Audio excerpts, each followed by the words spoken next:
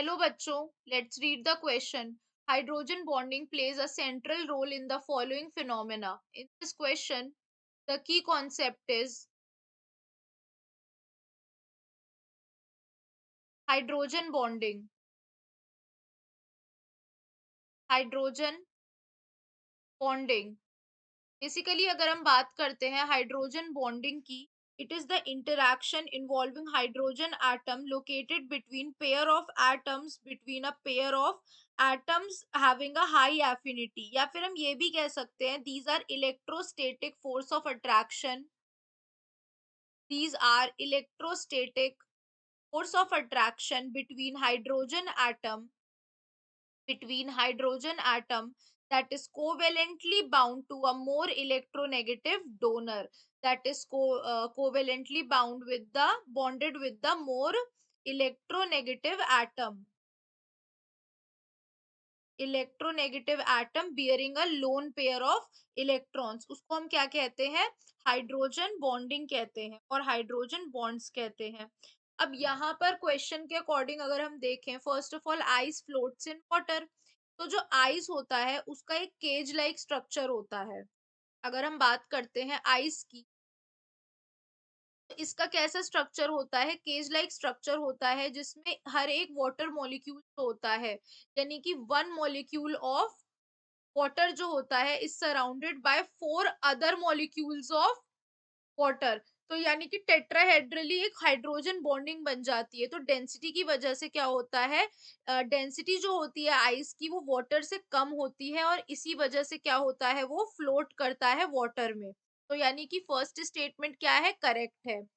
Second कह रहा है higher Lewis basicity of primary amine than tertiary amine in aqueous solution. So basically अब यहाँ इसके अकॉर्डिंग जो हमारा बी दे रखा है, that is RNH2 plus water, that is HOH, gives us RN plus H3 plus OH minus. ये हमारा first बना. एंड सेकेंडली टर्शरी को ये कह रहा है, यानी R3N प्लस HOH. ये क्या दे देगा, R3N plus H plus OH minus. यानी कि जो केटाइन है पहले का वो ज्यादा स्टेबलाइज है हाइड्रोजन बॉन्डिंग के वजह से then the second one cation. तो यानी कि RNH2 जो होता है ये एक बेटर बेस है देन द R3N.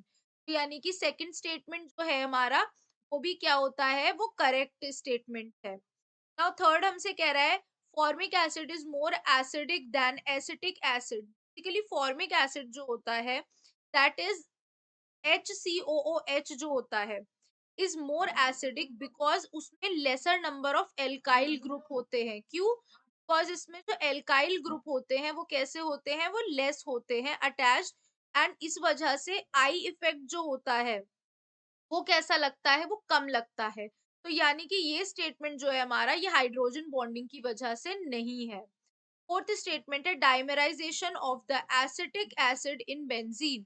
तो बेसिकली जब एसिटिक एसिड जो होता है ये एक डाइमर के फॉर्म में एग्जिस्ट करता है. What is acetic acid? CH3COOH. तो ये क्या एक डाइमर के फॉर्म में ये एग्जिस्ट कर रहा है because of the hydrogen bonding. जैसे कि हम इस डायग्राम में देख सकते हैं, this is CH3 double bond O.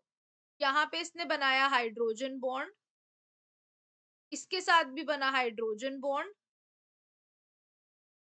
तो ये क्या है, हमारा एक डाइमर के फॉर्म में एग्जिस्ट कर रहा है because of the hydrogen bonding.